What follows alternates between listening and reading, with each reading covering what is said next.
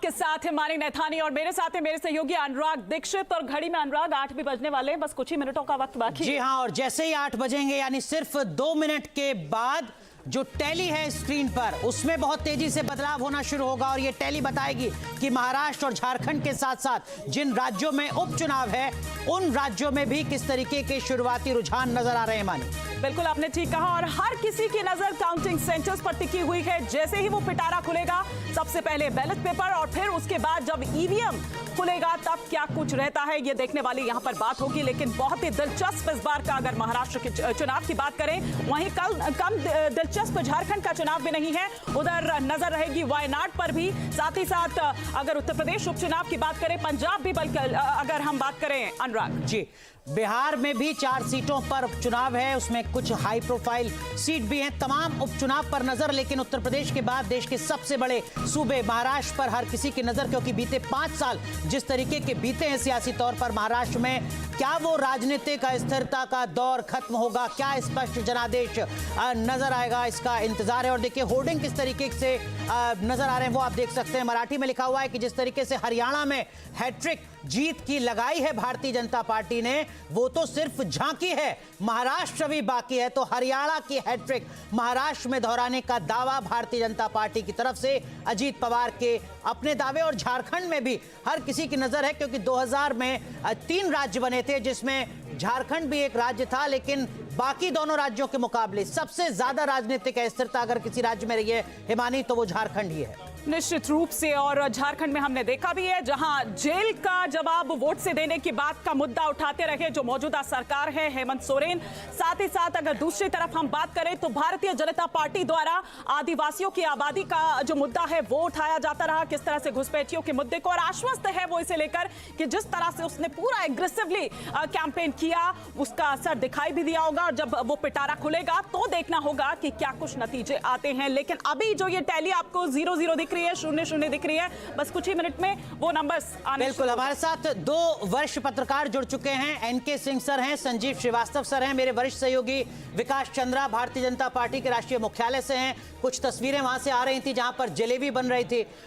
ये देखिए, ये वो तस्वीर है बीजेपी मुख्यालय की जहां पर जलेबी बन रही है। हमारे सहयोगी पंकज मिश्रा भी हमारे साथ जुड़ चुके हैं, लेकिन ये तस्वीर हम दिखा रहे हैं। विकास जी, जलेबी बननी शुरू हो गई है बीजेपी दफ्तर में?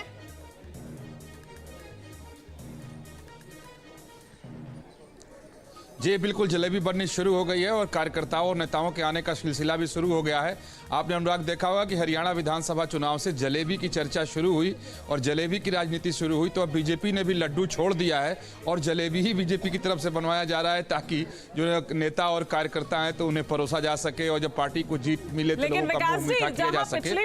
पिछली बार मैं आपको रोक रही हूँ, देखिए महाराष्ट्र और झारखंड में वोटों की गिनती शुरू हो चुकी है, ये इस वक्त की एक बड़ी खबर आ रही है। हम उधर भी रुक करेंगे क्योंकि जलेबियां जो हैं वो छानी वहां पर जा रखी है। लेकिन फिलहाल आपको बता दें कि वो पिटारे खुल चुके हैं, वो बैलेट पेपर सबसे पहले जो सामने निकल कर आएंगे जिसके रुझान, और फिर उसके बाद ईवीएम। लेकिन विकास जी, पिछली बार हमने देखा था कि जिसने सबसे पहले जलेबियां बांटी थी बाद में नतीजे पलट गए थे।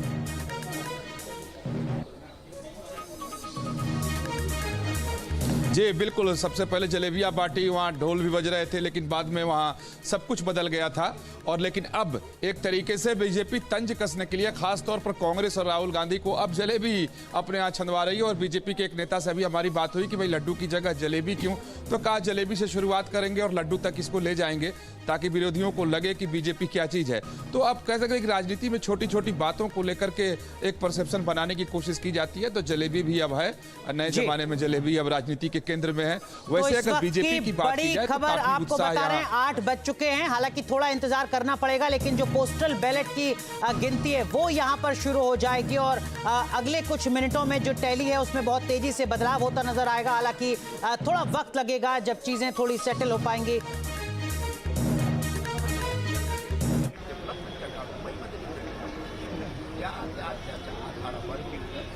साठी मोठ्या प्रमाणात मतदान झालेलं आहे आणि तो मतदान आता निकाल म्हणून सामने येईल, समोर येईल आणि तुम्हाला असं समजेल की 165-70 असा काही एक सीट महायुतीचे खात्यात येईल। तुमच्या समोर असणारे उमेदवार त्यांनी देखील विश्वास व्यक्त केलेला आहे, परंतु तुम्ही किती मताधिक्याने पुढे असाल काय सांगाल?